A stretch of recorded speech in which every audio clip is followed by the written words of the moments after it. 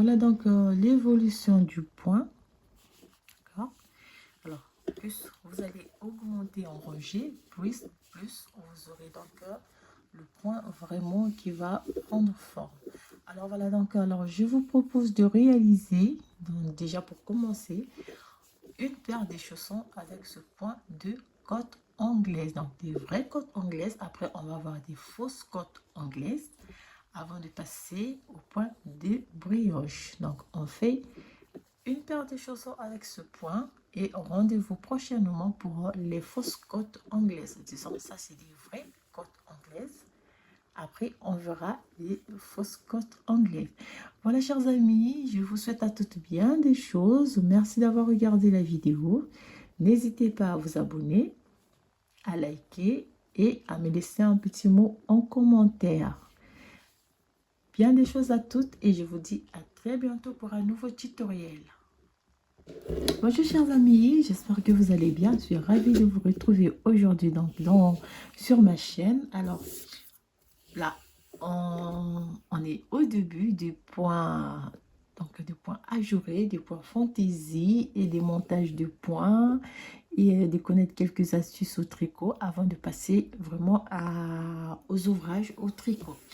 Alors là c'est plutôt pour des débutantes. Voilà, tout ça on commence en tricot. Alors aujourd'hui, j'ai décidé de vous présenter un point très facile. Alors c'est un point qui prend beaucoup de laine, mais c'est un point très facile. Alors c'est un point vraiment très moelleux. Et donc on va tricoter des points des côtes anglaises. Alors vous allez voir, c'est un point, comme je dis, très facile, mais qui prend beaucoup de laine. Alors pour tricoter le point des côtes anglaises, vous allez voir, c'est un point avec un nombre de mailles paires. Donc pour l'exemple, je vais monter 22 mailles. Que ça soit, alors déjà, on a su comment faire le montage des mailles. Donc là, on peut aller directement. On va monter donc 2, 3, 4, 5, 6, 7, 8, 9, 10, 11, 12, 13, 14, 15, 16, 17, 18, donc 18, 19, 20, 21 et 22 mailles. Donc si vous avez un ouvrage très grand à réaliser, donc vous pouvez monter 22, 24, 26, 28, 30, 32, 34, donc toujours un nombre de mailles paires pour réaliser donc ce point de côte anglaise. Alors, je vais faire une rangée pour la base de mon point et je vais monter une première rangée. Je vais tricoter à l'endroit. Là, c'est juste pour poser la base de mon point. Alors, le point ajouré, le point de côte anglaise, on peut le comparer avec, par exemple, le point de brioche ou bien le point de fausse côte anglaise. Alors, c'est un point qui a beaucoup de variantes, disons. Donc, vous pouvez voir les deux points, par exemple, de brioche. Vous pouvez dire que c'est un point sur le point de côte anglaise ou bien le point de fausse côte anglaise, mais ça diffère un peu au niveau de tricoter les mailles. Alors, vous allez voir, donc le premier, on va faire le point de côte anglaise et puis on va passer au point de fausse côte anglaise et puis on va voir le point de brioche. Comme ça, on fera la différence après. Donc, je fais deuxième rangée pour la base. Je vais tricoter toutes les mailles à l'endroit. Ce qui va me donner une barre au point mousse. Donc, vous savez déjà comment tricoter. Alors, vous prenez le fil comme vous le faites. Comme vous tenez votre fil, comme vous le tenez. Alors que ma manière de tenir le fil ne puisse pas déjà vous déranger. Voilà. Alors là, j'ai posé la base de mon point. Alors, on va réaliser cette fois-ci la première rangée du point. Pour la première rangée du point, je fais une maille à l'endroit. Pardon, je tricote une maille à l'endroit. La deuxième maille, je vais réaliser une double maille à l'endroit. Je ne vais pas piquer l'aiguille de cette manière, non. Ici, vous pouvez voir, c'est comme il y a une petite boucle, une petite bouclette. Donc, je vais piquer, je vais passer l'aiguille sous la boucle. Donc, ça va sortir ainsi. Je vais piquer l'aiguille ici. Et je vais faire donc une double maille à l'endroit. Voilà comment réaliser une double maille à l'endroit. Double maille à l'endroit. Je fais une maille à l'endroit. Et je recommence donc. Double maille à l'endroit. Une maille à l'endroit. Double maille à l'endroit. Une maille à l'endroit. Et je répète ainsi sur toute la rangée. Double maille à l'endroit. Une maille à l'endroit. Double maille à l'endroit. Pardon. Double maille à l'endroit.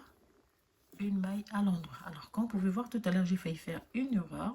Donc, si on est perdu, on se retrouve, on ne retrouve pas donc la maille à l'endroit ou bien la double maille, la maille tricotée en double maille à l'endroit. Alors, moi, ce que je fais, c'est que je reviens au départ ici, au début.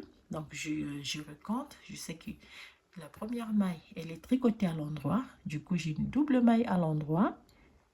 Une maille à l'endroit, double maille à l'endroit, une maille à l'endroit, double maille à l'endroit, une maille à l'endroit, double maille à l'endroit. Ou bien simplement, vous allez regarder les mailles. Donc, vous allez voir, si vous faites votre tricot comme ceci, vous allez voir que cette maille, elle est en double maille à l'endroit.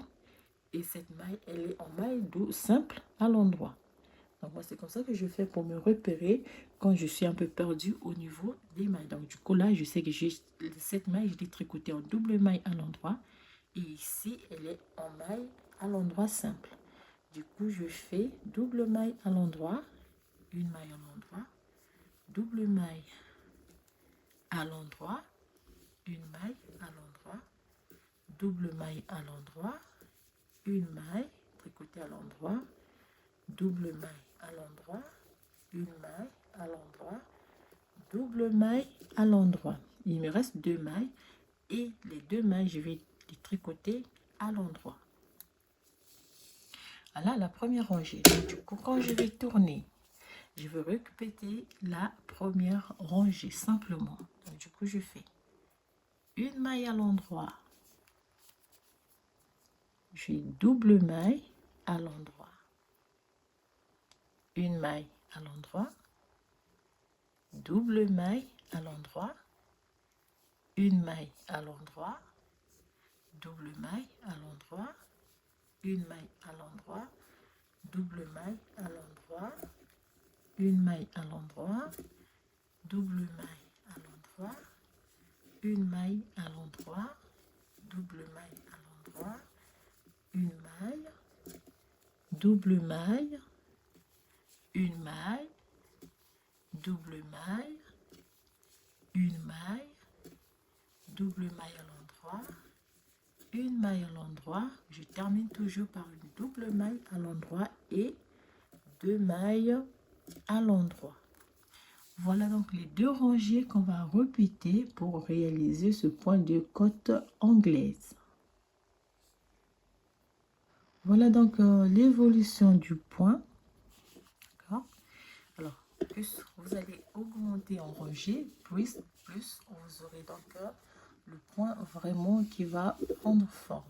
Alors voilà donc, alors je vous propose de réaliser, donc déjà pour commencer, une paire de chaussons avec ce point de côte anglaise. Donc des vraies côtes anglaises. Après, on va avoir des fausses côtes anglaises avant de passer au point de brioche. Donc on fait une paire de chaussons avec ce point et rendez-vous prochainement pour les fausses côtes anglaises. Disons, ça c'est des vraies côtes anglaises.